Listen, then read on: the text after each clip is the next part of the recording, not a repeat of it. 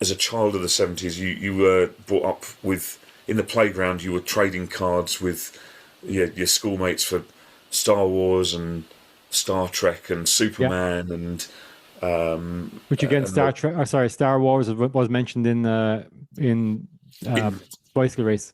yeah, exactly, yeah, which is really quite ironic, but I love it. Yeah, I mean, all of that stuff was the stuff that we were talking about in playgrounds, and then Flash Gordon was released, and I tell you what, I bought the other day. I've got to show you this. Okay.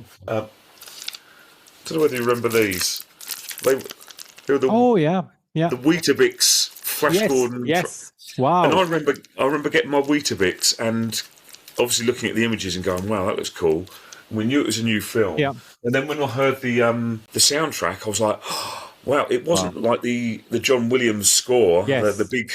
Yes. You know, it was a sci-fi film, but with rock. It's Yeah. just fucking unreal. So and I was completely hooked. My mum and dad bought me the cassette for I think it was for Christmas, and literally I listened to that Wow. inside out and back to front, and that was where that was where I started to understand what that voice was about, that kind of power, and also the range from that sort of delicate falsetto in some of those instrumental bits to the hero at the end, And also the dynamics. I feel Flash Gordon has a lot of dynamics, because when you listen to Flash's theme, you've got the urgency of Flash, and then you got the section where he mellows down in Just a Man, and it's kind of mellow, and the same song, and Freddie does that quite a lot in songs. Even Bohemian There's a lot Rhapsody, of dynamic range, isn't there? Yeah, it is. Like Bohemian Rhapsody, the piano section is very breathy and very light.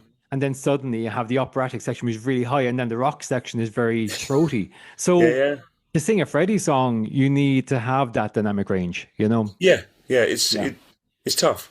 It is, yeah. But so Flash was the jumping point for me, and then it was a little later on, sort of in the 80s, and I saw the video for It's a Hard Life. Yes. And just loved how over the top it was and how dramatic. And then I was like, oh, hang on.